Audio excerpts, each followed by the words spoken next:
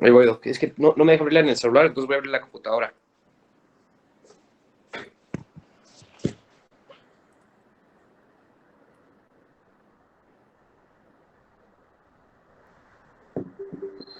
Hola, Uriel.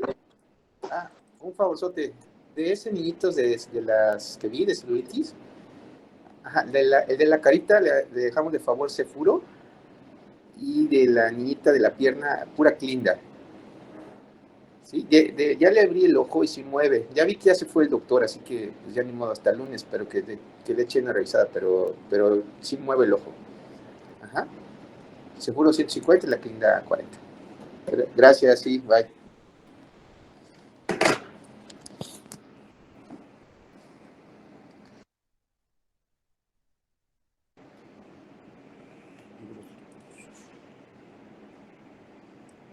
Ya, Doc.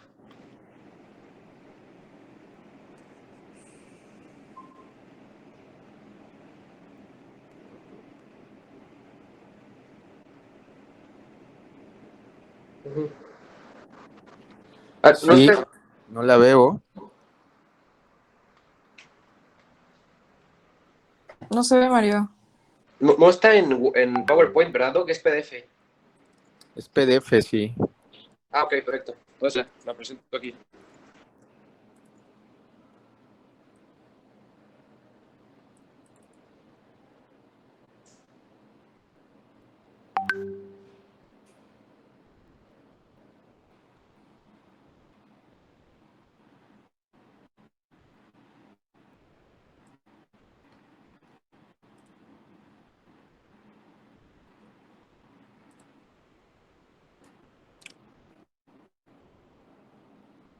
Bien, bueno, vamos a ver fiebre tifoidea. Esta es una presentación que me prestó el doctor Katime. Él es un infectólogo de adultos, pero bueno, creo que está muy bien hecha.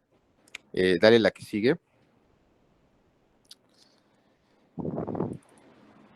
Bueno, todos conocemos a la salmonela, ¿no? Como el agente principalmente aplicado en esta entidad, ¿no? De fiebre tifoidea. Hay que recordar que las salmonelas, no solamente puede dar nuestros cuadros, sino los cuadros típicos de salmonelosis. Y esto vamos a hablar específicamente de Salmonella typhi para TIFI, ¿no? Para poder hacer la diferenciación, ¿no? Entre ambos escenarios clínicos. Y pues ya les decía antes, bueno, siempre hago esta pregunta de dónde viene tifoidea, y siempre les digo que hagan una revisión histórica de cada tema que ustedes vayan a dar, porque infecto tiene que ver con mucha historia, obviamente, no es una especialidad que nació ayer. Y pues, el tifos, pues prácticamente viene de tufo, y no de tufo del que huele feo, sino de este vocablo griego que quiere decir oscurecimiento de los sentidos, la mente turbia, neblina, humo. Y esto fue acuñado porque los pacientes en su evolución clínica, si no son tratados, pueden llegar a tener afección del sistema nervioso central, ¿no? Entonces vean qué interesante está esto de dónde viene el origen de tifoidea, ¿no? La que sigue. Y entonces Salmonella typhi, pues tenemos pues, pertenece a esta gran familia de las enterobacterias del género Salmonella, y de la especie hay unas Salmonellas enteras del grupo D, y los serobares o serotipos llamado typhi, también llamado bacilo de Ebert, también por las primeras descripciones. Y ahí pueden ver algunas fotografías, qué bonita se ve, lo que tiene característico pues son esos flagelos, ¿no? Que se ven muy bien ahí, la de la que sigue. Entonces vean, la salmonela entérica va a tener, o en general es muy compleja el cuadro taxonómico de las salmonelas. Podemos entender que tiene una especie, una subespecie, un serotipo y un serogrupo. Aquí nos vamos a quedar nada más con la primera, entérica, subespecie entérica, serotipo para TIFI A y serogrupo A. Pero vean que hay muchas más. Está el TIFI murium, el paraTIFI B, está el Montevideo, está el Newport, también la TIFI D, que es la que también nos importaría, la enteritidis, y etcétera, etcétera. ¿La sigue? Entonces, propiamente, Salmonella typhi, para typhi, son los actores principales. Son bacilos gram negativos, van a tener pues estas características microbiológicas que son aerobios, anaerobios facultativos, son móviles porque ya vimos que tienen ahí flagelos, no forman esporas, no fermentan la lactosa, son oxidasa negativos, producen ácido sulfídrico, reducen los nitratos a nitritos y eso también nos sirve, por ejemplo, acuérdense cuando vemos algunas infecciones urinarias, que no es el caso, pero que entiendan que no solamente las E. coli uropógenas pueden producir esto. Tiene un crecimiento óptimo a 37 grados. Y acá abajo estamos viendo un cuadro donde a nivel bioquímico las bacterias pueden tener estas características. Unas si son productoras de ureasa, ¿no? Como y si son ureasas positivos o negativos, ¿no? Y aquí podemos ver que no son productoras de ureasa. Y la motilidad, aquí podemos ver que sí tienen motilidad, como también E. coli, como Proteus, como Pseudomonas, como Serratia. Si son oxidasas, también aquí se vienen dos, si son oxidasas positivos o negativos. La gran mayoría de las bacterias que son de interés médico son oxidasas positivos. Sin embargo, vean que Klebsiella, que es muy común, es oxidasa negativo, y Stenotrophomonas maltodextrin también es negativo. Y la producción de ácido sulfídrico, que es positiva, ¿no? Pocas bacterias como Proteus vulgaris, Mirabilis y Citrobacter son de los más comunes de producir ácido sulfídrico. Aquí, la que sigue, por favor. Y aquí ve la colonia, ¿no? Son colonias blancas, lisas, no tan brillantes como Klebsiella, la que sigue. Vean aquí este esquema representativo, pues van a tener una cápsula, van a tener su material genético, y todas las situaciones interiores, ¿no? Las cosas que ya conocemos, pero lo que importa es que van a tener pilis y van a tener flagelos. La que sigue. Y en esa parte de la cápsula podemos nosotros empezar a hacer como la forma del abordaje a nivel antigénico. Uno es a través de estos tres antígenos principalmente. Uno es el antígeno H, que viene del alemán, no sé cómo se pronuncie, pero podría ser como de Hauch, ¿no? Así como enojado, ¿no? Como ellos hablan, ¿no? Y que prácticamente es por un lo producido en el medio de cultivo a raíz del movimiento. Como una mnemotecnia de para qué nos serviría ese antígeno H es para infecciones recientes de ahorita, ¿no? Ahí se los dejo de tarea, de ahorita. Y el antígeno O, también del alemán, voy a decirlo lo más enojado que pueda, que quiere decir sin movimiento, ¿no? Entonces, y esto nos hablaría ya de infecciones anteriores. Hay otros antígenos como este BI, ¿no?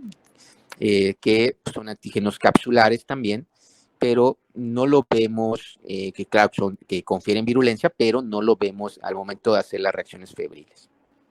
La que sigue.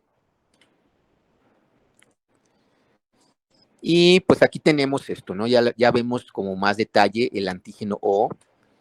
Tiene una capa, está formado, bueno, está presente por una capa de lipopolisacáridos termoestables en la pared celular. Y vamos a recordar que tiene una fracción externa y una fracción interna. La interna se encuentra asociada con la endotoxina,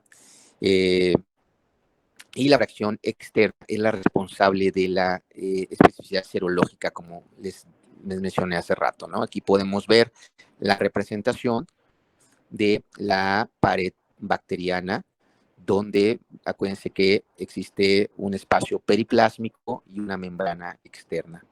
Dentro de la membrana externa vamos a tener una capa de lipopolisacáridos, que son el componente que nos va a dar la mayor patogenicidad. La que sigue. Y aquí otro esquema más representativo, como si estuviéramos viendo un corte sagital, pues podemos ver esta pared donde vamos a encontrar varias cosas. Uno pues es los antígenos capsulares, ¿no? El H, que está también implícito en los flagelos, y vamos a encontrar otras cosas como los espacios periplásmicos, los peptidoglicanos, la membrana interna, el citoplasma, los pilis, ¿ok? Y antígenos comunes, ¿no? Y lipopolisacárido que también actúa en la formación de endotoxinas. La que sigue.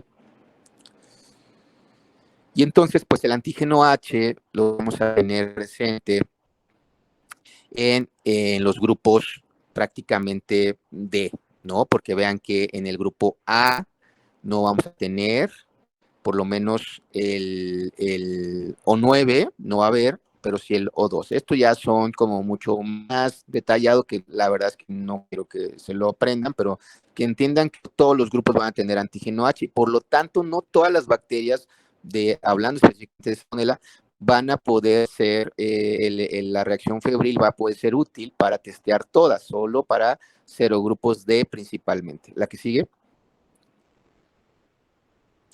Y el antígeno H, pues es un antígeno, que acuérdense que los antígenos son proteínas, es termolábil, lo vamos a ver implícito principalmente en los flagelos, y se inactiva fácilmente por calor, alcohol y ácidos.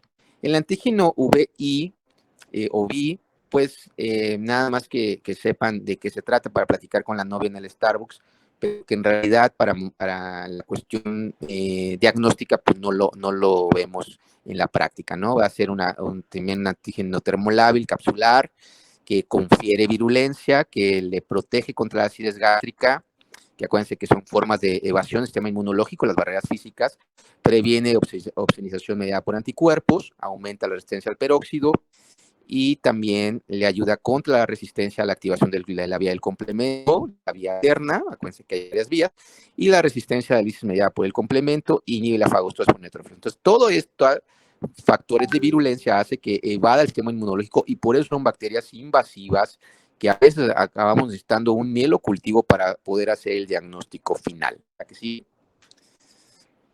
La epidemiología, pues es una enfermedad pues, que se distribuye universalmente.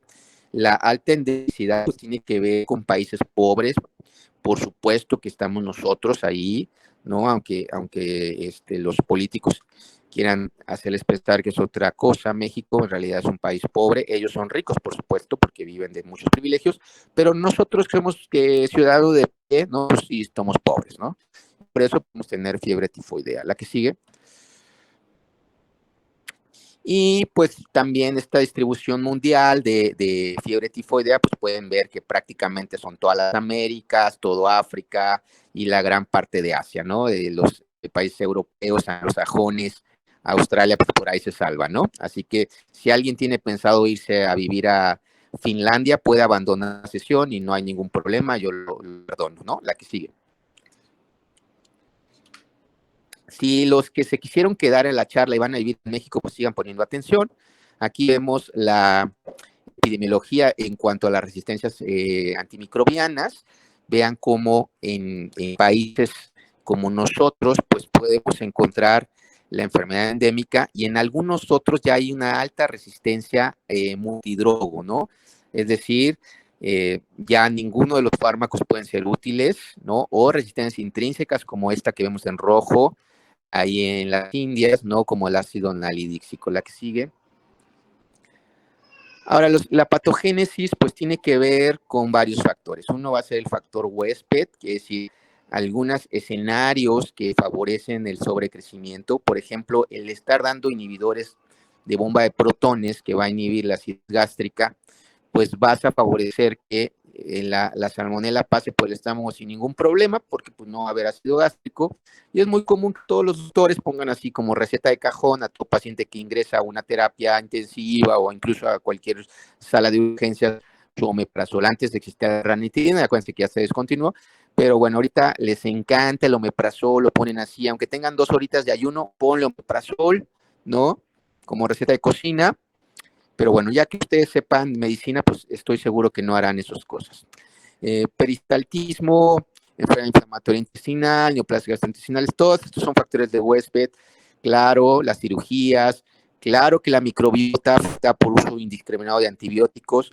Por ahí me contaron que un doctor les dio una charla de resistencia antimicrobiana buenísima.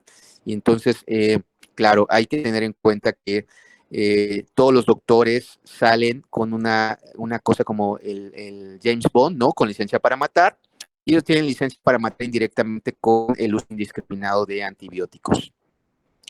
Estoy segurísimo que ustedes tampoco serán así. Bien, entonces también el inóculo es una de las enfermedades que también depende del inóculo. Vean que inóculo de 10 a la 9 pues va a tener 95% de probabilidad de enfermedad clínica, ¿no? Entonces también depende de eso. La respuesta inmune pues tiene que ver con el estado inmunológico, claro. Si es, no es lo mismo tener un paciente que tenga algún tipo de inmunocompromiso, como todos los que pueden estar leyendo ahí, a un paciente inmunocompetente, la que sigue. Ahora, este es una enfermedad que tiene pues su afección principal en el intestino delgado, ¿no? Entonces vamos a ver que la salmonela pues va a llegar, va a penetrar, ¿no? A través de la circulación, puede salir y estar expuesta en el epitelio y va a tener contacto con células de la defensa como los macrófagos, que aquí podemos ver, y es el primer contacto, y se va a suceder esto principalmente en las placas de Peyer. Y pues la salmonela pues puede estar invadiendo el sistema inmune, lo podemos ver que invada por vía hematógena y se vaya al vaso, que se vaya al hígado, que se vaya a la vía biliar, ¿no? Que en las placas de Peyer pues nos dé unas lesiones ulcerosas, ulcerativas, y que también provoque pues, obviamente un efecto ahí a nivel del epitelio gastrointestinal. Y todo esto, la que sigue,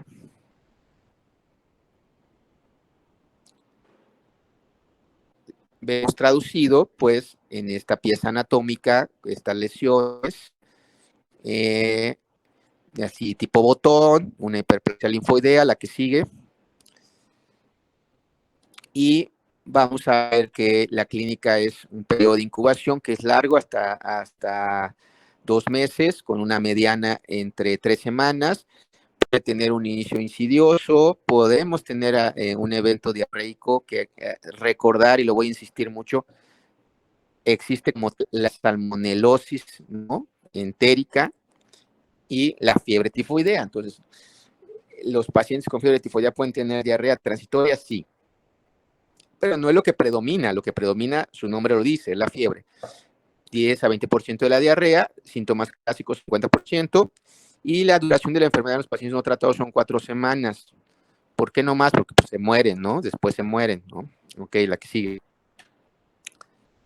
Y vean que tenemos que tener de síntomas, pues los pacientes, su nombre lo dice, fiebre, 100% de los casos, ¿no? Malestar general, astenia, dinamia, dolor abdominal, claro que sí, estreñimiento, también pueden tener vómito, tos, molestias torácicas, dependiendo ya de las complicaciones, también una variabilidad entre las mialgias, artralgias, hasta del 20 hasta el 100%, lo que decíamos de donde surge el vocablo de tifus, confusión, 48% en complicaciones ya del sistema nervioso central, y vean, algunos pueden tener sangre en heces o melenas, 12%, y bueno, ahí podemos ver que la curva febril es una curva muy parecida a dengue en las primeras semanas, nada más que dengue, acuérdense que lo podemos ver como días, no por semana, pero aquí la primera semana es fiebre alta, llega incluso cerca de los 40 grados, y se mantiene el paciente con fiebre arriba de 39.5, segunda semana, y por ahí de la tercera semana baja, pero sigue febril, o sea, ya tiene 39, y de repente en la tercera semana empieza a hacer esas fiebres en agujas, ¿no? Que de repente son subidas y bajadas, y por ahí de la cuarta semana, si el paciente no se trató, pues ya va para abajo la temperatura hasta la hipotermia y la muerte, ¿no? Bien, la que sigue.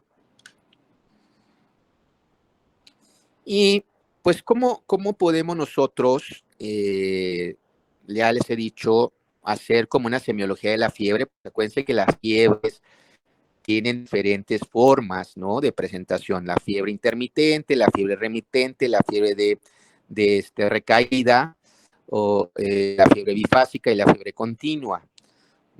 O como podemos ver, acá en fiebre tifoidea es una fiebre remitente, ¿no? Es una fiebre que no regresa a lo normal, ¿no? Pero no regresa a un estado febril. Y por poner un ejemplo, hasta abajo está la fiebre continua, que también la podemos ver en encefalitis, salmonela, pero no de este caso, fiebre por drogas, aquellas que tuvieron antibióticos de más de 21 días, como las cefalosporinas o betalactámicos, ¿no? La que sigue. Bueno, entonces seguimos con la clínica. Los pacientes pues, pueden tener, de aquí lo que quería resaltar es que también pueden tener hepatomegalia, y es rash o roceola tifídica o tífica o tifoídica, también llamada así, pues es un rash muy tenue, macular. Pocos pacientes desde un 2 hasta un 50% lo tienen, aparece en la primera semana y después desaparece. Entonces, a veces los pacientes no van en la primera semana. Entonces, los primeros días, ¿no? Y vean esto que les decía, delirio ni psicosis hasta 15%, ¿no? La que sigue.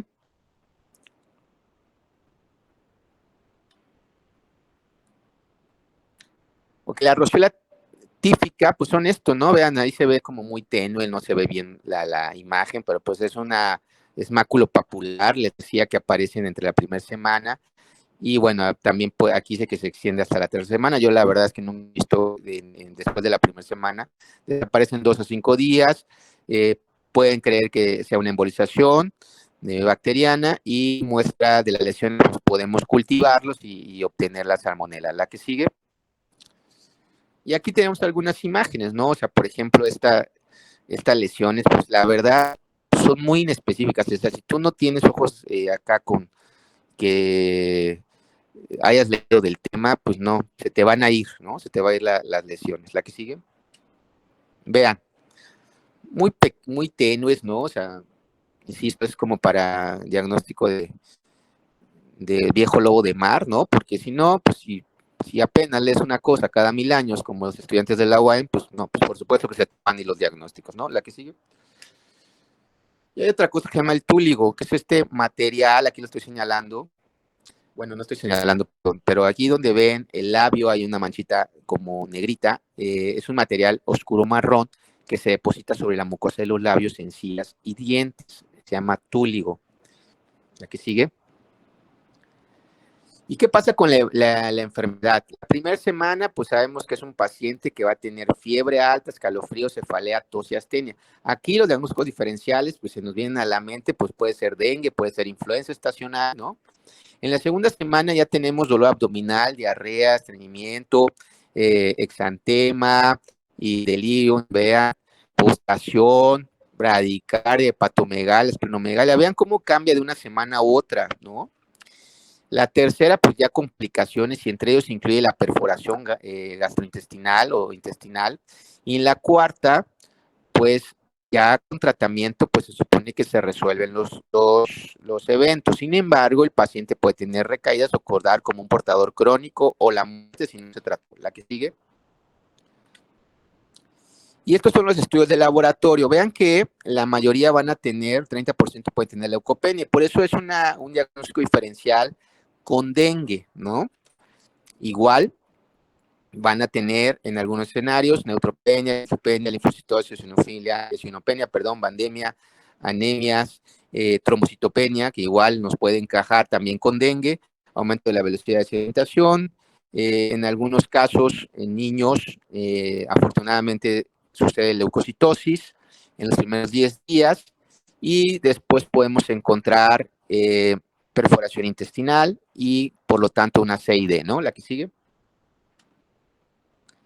Las enzimas hepáticas van a estar elevadas casi siempre, vean, hasta 92%, de forma significativa, hasta 500. La fosfatasa en un tercio de los casos, las bilirrubinas elevadas, no tan frecuentemente. La DHL también un tercio de los casos, la milasa la mitad de los casos, la CPK elevada, el colesterol bajo, el potasio bajo, algunas elevaciones de azuados, y pues algunas cosas ya más raras como glomerulonefritis. Pacientes pueden tener leucocitos y sangre en heces, ¿no? Y si hacemos un electrocardiograma, pues encontrar cambios en el segmento ST en el 10-15% de los casos. La que sigue. Las complicaciones, pues vean que el 10 a 15% de los casos pueden tener una complicación entre la segunda y cuarta semana, que puede ser variables, ¿no? De una hemorragia, podemos encontrar una perforación, podemos encontrar también alteraciones cardiológicas, alteraciones como sobreinfecciones a otros sitios, como neumonías, y la mortalidad, pues, se va aumentando mientras más te tardes en dar el tratamiento, y que obviamente sea un tratamiento correcto, no uno que nada más se inmediatar ante la bacteria, la que sigue. Y bueno, aquí podemos ver una pequeña perforación, no se ve muy bien, pero ahí se ve un intestino perforado, la que sigue. Y vean cómo se ven estas hemorragias, ¿no? Esta pieza quirúrgica, ya pues obviamente el paciente le extirparon ahí un pedazo de intestino y miren cómo se ven esas necrosis y hemorragias, la que sigue. Y pues aquí vemos más complicaciones, ¿no? Que va desde las hemorragias, las perforaciones, las hepatitis reactivas, los abscesos por la invasividad, cardiovasculares, les decía, por eso hay que tomar un electro a los pacientes, neuropsiquiátricos, vean que la gama es alta de síntomas, y bueno, pues la que sigue, respiratorios, aquí vemos neumonías, ¿no? Hematológicos, anemias, CID, osteoarticulares, podemos incluso tener artritis séptica. Muchos pacientes que han tenido salmonela pueden tener posteriormente artritis reactiva, por cierto, urológicas, cistitis, orquitis, urémico hemolítico, como si fuera una E. coli, acuérdense, obstétricas también, la que sigue. Y aquí vemos también el porcentaje de cómo podemos dar el caso, ¿no? Tenemos la enfermedad las primeras semanas y vean que esta línea punteada es donde podemos obtener los cultivos de sangre, ¿no? Principalmente en la primera, segunda semana será lo ideal, y después pues ya no nos sirve tanto, ¿no? Vean cómo después de la cuarta semana pues ya los cultivos ya no son tan útiles. Y los anticuerpos, pues depende, obviamente no nos va a ser útil los primeros 2 semanas los anticuerpos que apenas se están formando, por eso también es muy común que las reacciones febriles no sean útiles en las primeras 2 semanas. La que sí. ¿Qué más se puede hacer para diagnóstico? El cultivo de médula se llama mielocultivo, igual las primeras 2 semanas sería lo ideal. También podemos mandar a hacer un coprocultivo. Si hay invasividad, pues podemos mandar a hacer un orocultivo y estas aglutinaciones, que es lo que vamos a ver más adelante, la que sigue. Entonces, aquí está resumido. Vean cuánta herramienta diagnóstica tenemos y el médico pues no tiene ni idea de cómo hacer un diagnóstico de fiebre tifoidea. Entonces, por favor, manden a todos los pacientes, les voy a dar como un bono, ¿no? Por cada paciente que me manden, yo les mando ahí su sobre con como los laboratorios, ¿no? Ahí agradeciéndoles su amabilidad. No se crean.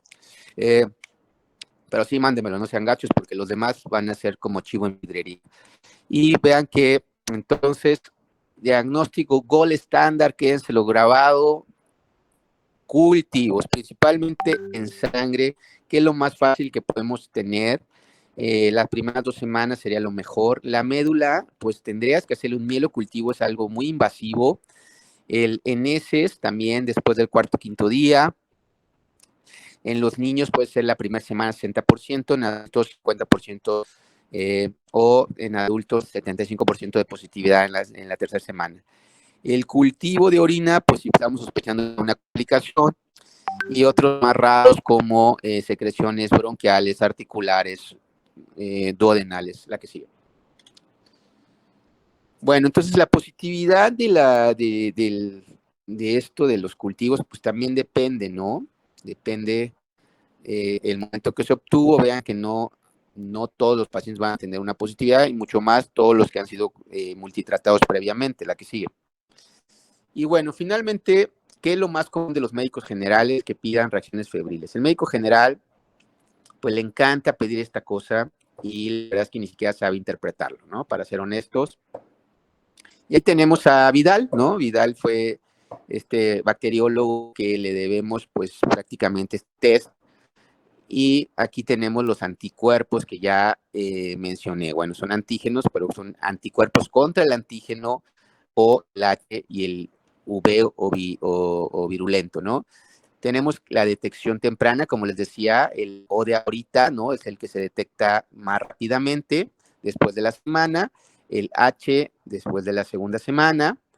Y bueno, aquí la duración, esto también es importante. Pueden permanecer elevados hasta 6 meses el O, fíjense cuánto, y hasta 12 meses el H, y de forma indefinida el VI. Y esto es importante saberlo porque de repente a mí me han llegado pacientes que han tenido un año o más de seguimiento con reacciones de Vidal o reacciones febriles seriadas y que les toman cada 3 meses o cada mes y dicen que no está curado y le han dado 50,000 esquemas antibióticos y porque sigue saliendo positivo, ¿no? Entonces es como yo me quiero arrancar los cabellos, me quiero a salir corriendo, que me atropelle un camión de esos verdes morelenses, porque no, la verdad es que no puedo con todo esto, ¿no? Es increíble el nivel de ignorancia que existe allá afuera. Bien, seguimos. ¿A qué sigue? Y vean, otra de las cosas que también tienen que saber es la falsa positividad. Como lo dije en la primera clase, el que sabe infecto es porque sabes de verdad, ¿no? Los demás creen saber y está chido porque viven en un mundo mágico, pero si eres infecto, tú sabes porque sabes. Y eso es como una realidad, ¿no? Y tienes que saber, pues, esto que son los falsos positivos. Están las otras infecciones de salmonelas no TIFI, de otros serogrupos. Acuérdense que había otros serogrupos. Las otras infecciones por otras enterobacterias que nos pueden dar un falso positivo, como las Klebsiella, las Pseudomonas, Yersinia, está la TB, está la Brucela, está Rickettsia, está Staph aureus, Burkholderia, está tétanos, parasitarias, amiba, malaria, virales, el mismo dengue, infección por VIH, hepatitis viral, aguda o crónica, criptococo, no infecciones, enfermedades autoinmunes, lupus eritematoso, artritis reumatoidea, relacionados a la extensión de la prueba, etcétera, etcétera, etcétera. Y vean la prevalencia de los anticuerpos en diferentes países, ¿no? Nosotros no tenemos un dato aquí en México, cuál es nuestra prevalencia, pero vean cómo en países como España tiene una prevalencia de positividad del anti-H del 10%, ¿no? En población sana. Entonces, imagínate, eso, si no sabes identificarlo, pues te va a generar falsos diagnósticos, ¿no? Falsos positivos. La que sigue. Y entonces, ¿cuál es el diagnóstico diferencial? Que es una enfermedad que tiene 1000 facetas y 1000 espectros clínicos. Pues vean todos estos que ustedes acá están viendo. Infecciones bacterianas, virales, parasitarias, ¿no? Fiebres exantemáticas, hasta neoplasias como linfoma. Entonces, si se dan cuenta, enfermedades de tejido conectivo. Es una enfermedad que también puede ser como mimetizadora, como sabemos que es sífilis, como sabemos que es tuberculosis. Hay que tenerlo en cuenta. La que sigue. El tratamiento disminuye la mortalidad significativamente, disminuye la fiebre, disminuye los síntomas y disminuye el estado de portador. Un tratamiento correcto. La que sigue. Y pues, ¿qué sería lo ideal? Cloranfenicol, sabemos que es de los primeros antibióticos que se describieron inicialmente. Sin embargo, he mencionado que es un fármaco que va de salida porque provoca el síndrome del hombre gris, que es una anemia plástica, y la verdad es que nadie quisiera tener eso, y cuando ya hay otras alternativas, ¿no? Entonces, solo lo menciono porque lo van a leer en mucha bibliografía, y bueno, pues lo pueden platicar ahí en la cena de Año Nuevo con el tío borracho, ¿no? ¿Qué más tenemos aquí? AMPI, Amoxi, vean que esto es el porcentaje de falla clínica en cuanto la primera columna. ¿Y qué es lo que miden esta revisión del New England? Pues revisó la falla clínica, la falla microbiológica, el tiempo de efervescencia, así que ya no tenga fiebre, la tasa de recaída y la tasa de portador fecal, ¿no? Entonces vean, de los que menos falla clínica, pues vean AMPI, Amoxi, pues creo que está bien, pero vean, ceftriaxona tiene 6.1, Cipro 1.4, los macrólidos, que es la tendencia a utilizar acitromicina 1.2. Entonces yo me iría por un macrólido, me iría por una cefalosporina de tercera y en último lugar, por tantos efectos secundarios que se han descrito recientemente, una quinolona. La que sigue.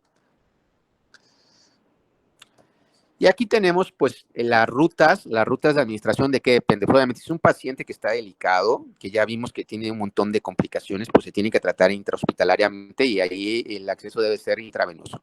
Si es un paciente que es inmunocompetente, no está complicado, pues vamos a darle chance de estrategia ambulatoria con vía oral y vemos, ¿no? Aquí están los esquemas sugeridos y los tiempos de tratamiento que generalmente de 1 a 2 semanas. La que sigue.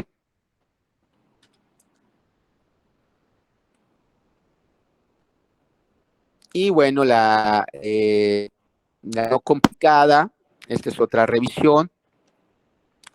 Vean que tenemos el uso de fluoquinolonas, el uso de macrólidos, y aquí lo que resalta es que la duración de tratamiento de antibiótico dice que una vez que ya se le quitó la fiebre, por eso el esquema, el rango va de 7 a 14, por ejemplo, se me quitó la fiebre el día 6, ¿no? Dice que por lo menos le des 3 días más después de que se le quitó la fiebre. Entonces, si le quitó el día 6, le das 3 días y ya en total lleva 9 días de tratamiento. La que sigue.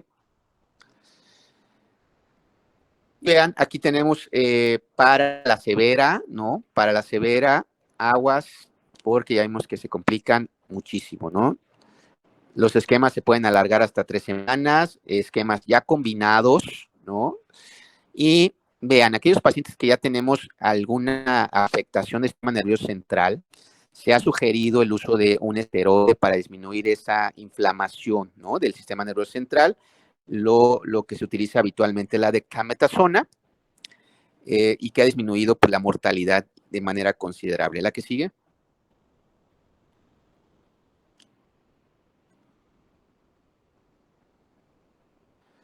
Bueno, portadores crónicos, pues es así como la María tifoidea, que es una mujer histórica. Salió un documental en Discovery Channel y esa va a ser una de las tareas que le voy a dejar al grupo. Apúntenla, por favor. Quiero la revisión de quién fue María Tifi o María tifoidea. Es un personaje americano, obviamente ya tiene rato. Pero bueno, les va a ayudar mucho porque ella fue una cuidadora de casas, cocinera que saltaba de casa en casa y la gente empezaba a morir una vez que ella entraba al hogar, preparaba las comidas, era portadora y se morían todos, ella no se moría. Entonces, obviamente entonces estoy hablando del siglo pasado, pues la gente le atribuía esto como a cuestión de hechicería, de espíritus, ya sabes, ¿no? Cuando no se sabía mucho de la enfermedad. Entonces, échenle una leída. La verdad es que, como les he dicho, Infecto tiene, todas las especialidades, quiero aclarar, tienen un trasfondo histórico muy interesante, ¿no? Y este es de esos temas que más lo tienen. Bien, entonces, vean cómo, si es un portador crónico, 10% no trata salmonelosis por 8 a 12 semanas, ¿no? 1 a 5% evolucionan a portadores crónicos con excreciones salmonellas y orina por más de un año. Entonces, muchos, en serio, y esto no es chiste, muchos preparadores de alimentos pueden ser portadores crónicos. Por eso no se recomienda comer alimentos en la calle. ¿Okay? Muchos de ellos, no sé, la Secretaría de Salud no los obliga a estarse haciendo pruebas para ver si son portadores crónicos, con estudios en heces, por ejemplo, ¿no? La que sigue. Y bueno, el portador crónico, pues, ¿cómo se debe tratar? Pues prácticamente esos son los antibióticos y lo que ustedes pueden ver es que el tratamiento es más largo, ¿no? ¿Por qué? Porque es más complicado quitar este estado de portador, ¿no? La que sigue.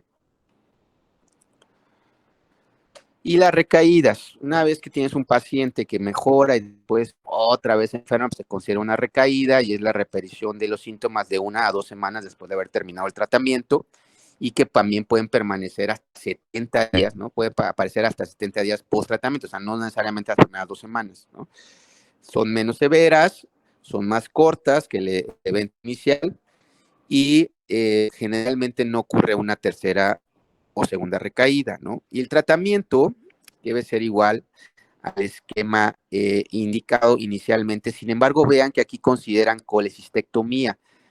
También, regrésate una, por favor, en los estados de portador, porque la salmonela tiende a irse a la vesícula y a vivir ahí tranquilamente, como Juan Castro. También se recomienda en el estado de portador a veces la colecistectomía, ¿no? Ahora sí, vámonos, la que sigue. Bien. Entonces, causas de muerte de fiebre tifoidea, pues en la fase temprana, pues el choque, el delirio, ¿no? El coma, sistema respiratorio del adulto, y en la fase tardía, pues ya la perforación hasta el 14% de los casos, hemorragias intestinales, neumonías 12%, miocarditis 4%, la que sigue. Bien, dudas en general, ya ustedes ya antes habían dado fiebre tifoidea, no me acuerdo.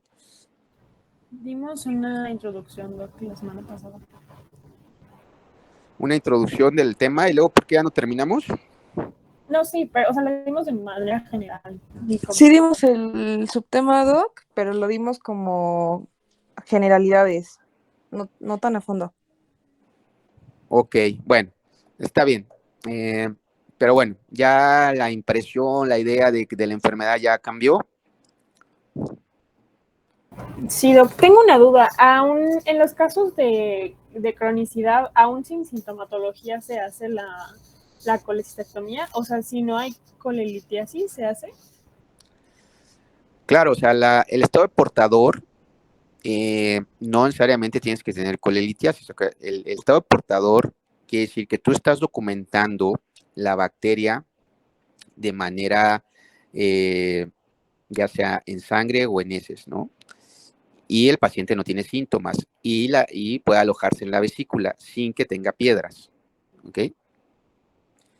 Y a veces le das el tratamiento que vimos ahí de erradicación y a veces no mejora y entonces nada te queda de otra más que quitarle la vesícula. Es parecido, por ejemplo, con miastenia gravis, que hay pacientes que hay que buscarles que no tengan ahí un timo accesorio y que nos esté dando problemas, o hay pacientes jóvenes que todavía tienen timo y con miastenia y que hay que quitarles el timo, ¿no? Es algo parecido, pues, ¿no?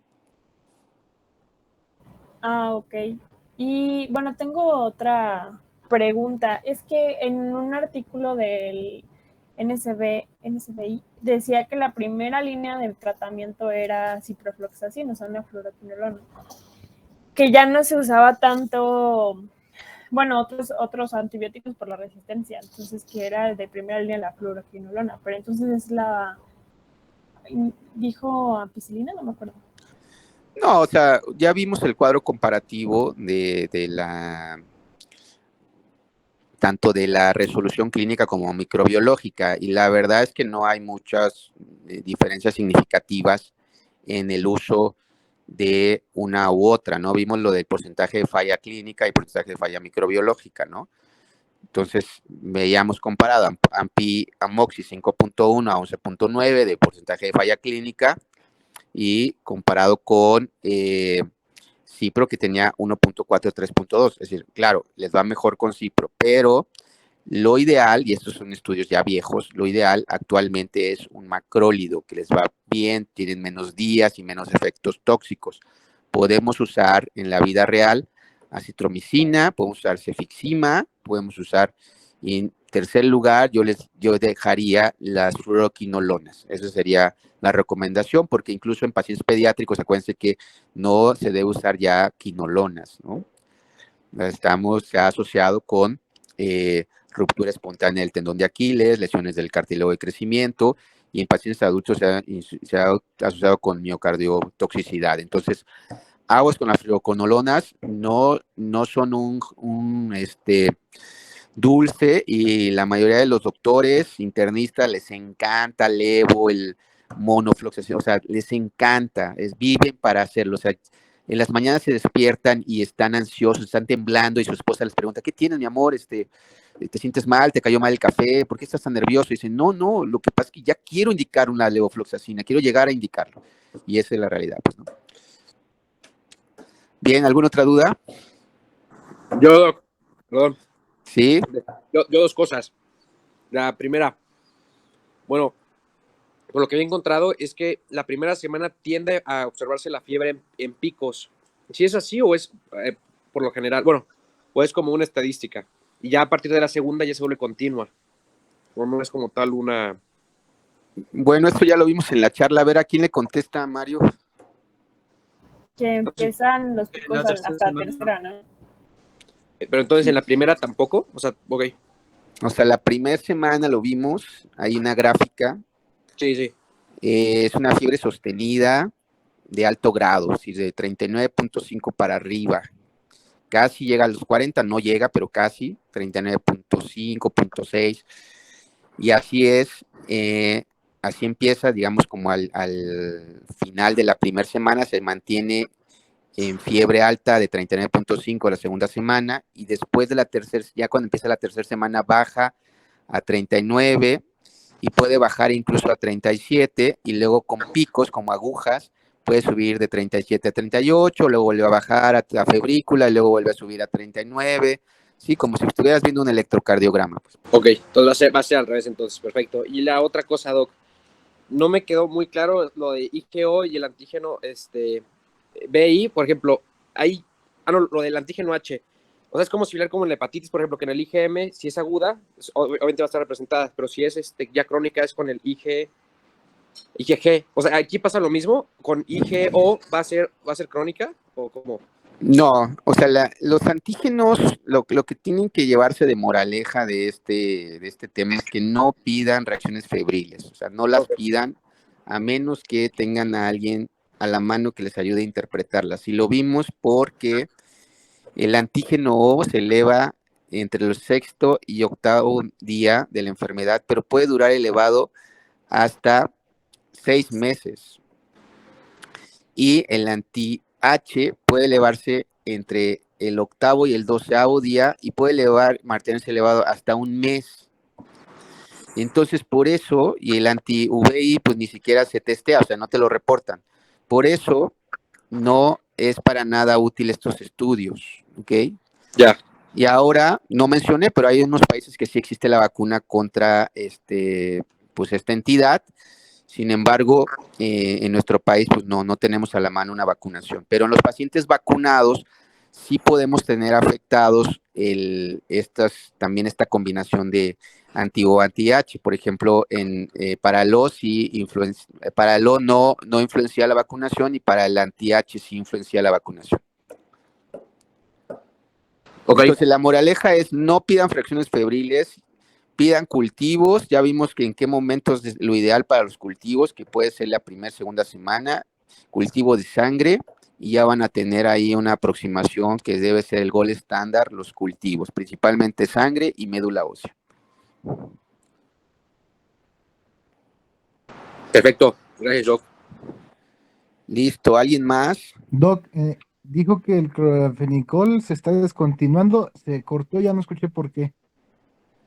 Cloranfenicol es un medicamento que ya no deberíamos usar porque provoca un escenario clínico que se llama síndrome del hombre gris, que es una aplasia medular, que si bien puede ser transitoria, en otros no tanto. Entonces, no lo usen, hay muchas alternativas con menos efectos secundarios. Cuando vimos la clase de resistencia antimicrobiana, les puse un ejemplo de un doctor que mandó a hacer un coprocultivo y salió un E. coli y le dio cloranfenicol, y aparte le había dado como 50,000 días de cefalopurina de tercera generación. ¿Sí se acuerdan? Sí, nos acuerdo. Sí.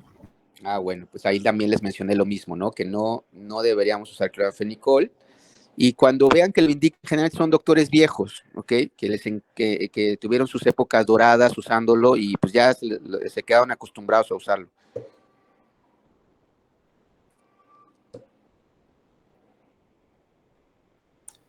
Doc, en el caso de las guías de práctica clínica, las estaba revisando y precisamente señalaban las vacunas y hay dos tipos, pero si no hay existencia en el país, ¿cuál es el objetivo de colocarlas si no se puede poner en práctica? Bueno, pues eso es algo que lo he dicho todo el tiempo, ¿no? O sea, ¿qué chiste tiene que pongas algo que sabes que no hay, ¿no?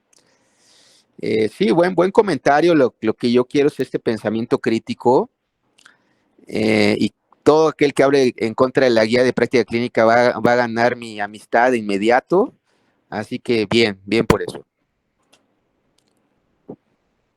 Es que son recomendadas para viajeros, ¿no? Pero en países de primer mundo, como Estados Unidos, que van a Asia, a India y así, ¿no? Según yo. O sea, no tenemos en nuestro medio la vacunación para fiebre tifoidea. A veces llega a haber, ¿alguien conoce el hospital de nutrición, el Salvador Subirán, en México? Sí, Es un hospital excelente. Si quieren ustedes hacer algo de adultos, apuéstenle por ese, es el mejor del país, ¿no? Con un alto nivel académico, fuera de todo lo habido y por haber. Bueno, en ese hospital, Instituto Nacional de Ciencias Médicas y Nutrición Salvador Subirán, existe una clínica del viajero, ¿no? Tú dices, oye, ¿a dónde vas a viajar? No, que voy a viajar a Laos, ¿no? Bueno, entonces te recomendamos esta serie de vacunas un mes antes mínimo para que te las pongas, ¿no? Y claro, podrían recomendarte contra fiebre tifoidea, pero mira, un mexicano que va a viajar a Asia, pues ya le debe hacer los favores cualquier salmonela de otro lado, ¿no? O sea, yo me vacunaría contra fiebre amarilla y cosas así que no tenemos aquí.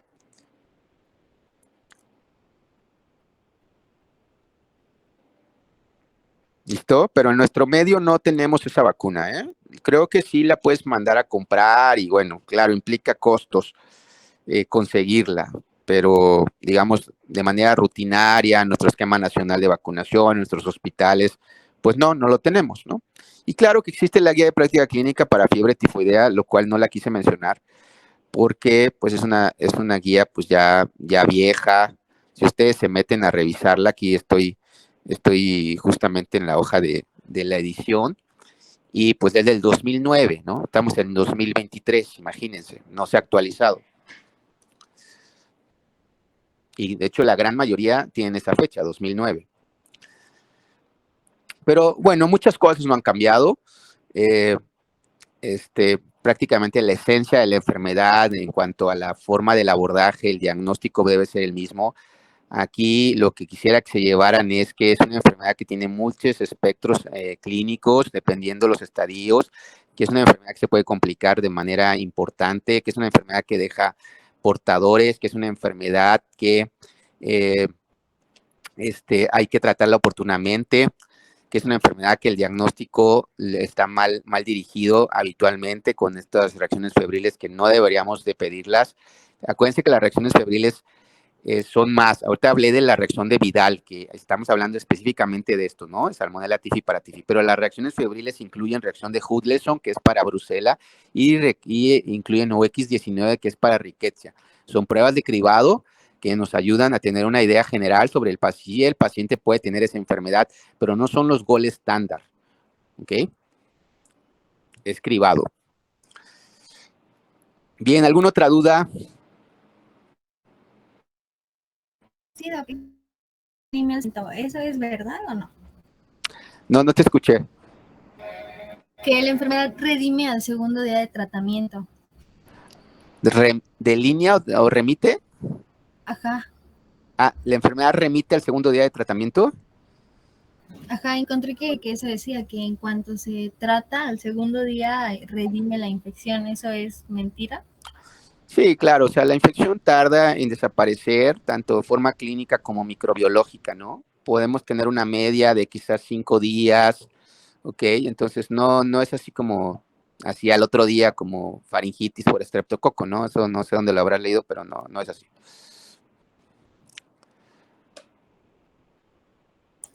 yo me imagino que en esos casos sería al momento en que primeramente estaban utilizando los antibióticos y que no había tanta resistencia, pero aún así me parece un tanto extraño, ¿no? Poder mencionar que ya en un segundo día haya cierta remisión. También tiene una duda, Doc. Respecto al Kumate, ¿considera que es una buena fuente bibliográfica de infectología? Pues yo creo que para ustedes está bien, ¿no? O sea, está bien, es un libro general. Kumate fue como un gran personaje en la historia de Infecto. Antes no había especialidades y él se hizo pues solito, digamos, con la práctica como infectólogo, entre comillas. Personaje legendario. Pero para estudiante de medicina está bien. Yo lo que a veces les digo es que lo complementen con artículos, ¿no? Ok, Doc, gracias. Bien, ¿alguna otra pregunta? Bueno, ya se dieron Doctor. cuenta que no es lo mismo las clases que ustedes dan ahí, las chiruleras, porque si yo dejara que nada más se quedaran con eso, pues por supuesto que no sabrían con profundidad el tema, ¿no? Pero entonces no tienen que depender de que un profesor se los dé con profundidad, sino que ustedes deben de leer con profundidad porque son doctores, van a ser doctores, ¿no? Si alguien ahí lo interrumpí, perdón. Ah, sí, le iba a preguntar que si el mielocultivo siempre se indica o solamente si el hemocultivo sale negativo. Sí, es buena pregunta. El de inicial, tú puedes pedir un hemocultivo, un cultivo en sangre. El tiempo de que tarda en positivizarse puede ser, de hecho, muchos laboratorios reportan hasta 10 días o 14 días el reporte final. Claro que no te puedes esperar tanto para iniciar el tratamiento porque si no se te muere el paciente. Generalmente lo que debes hacer es, tienes la alta sospecha, tomas el hemocultivo y una vez tomado el hemocultivo, ese mismo día inicias el antibiótico. Generalmente muchos laboratorios reportan una cosa preliminar entre las 72 horas.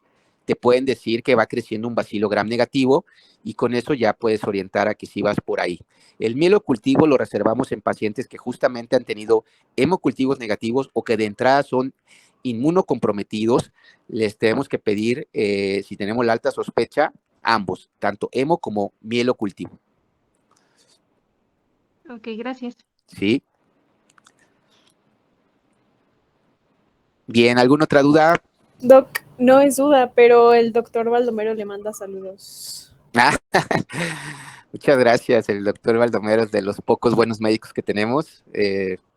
Es un profesor entregado, así que eso es como que ustedes se imaginan a Juan Gabriel cortando uñas, pintando uñas.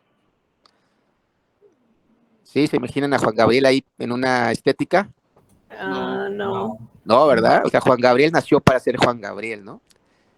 Y bueno, el doctor Baldomero nació para ser profesor, así que todo mi respeto, todo mi aprecio al doctor Baldomero, gracias. Va de regreso el saludo.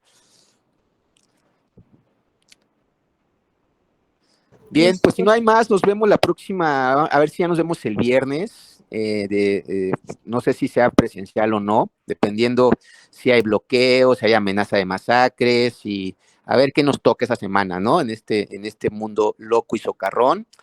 Y pues seguimos con el temario, Mario, no sé qué seguiría, pero bueno, ya les toca a ustedes, ¿no? Porque ya me cansé yo de dar las clases. Sí, Doc, está bien. Sí, doctor.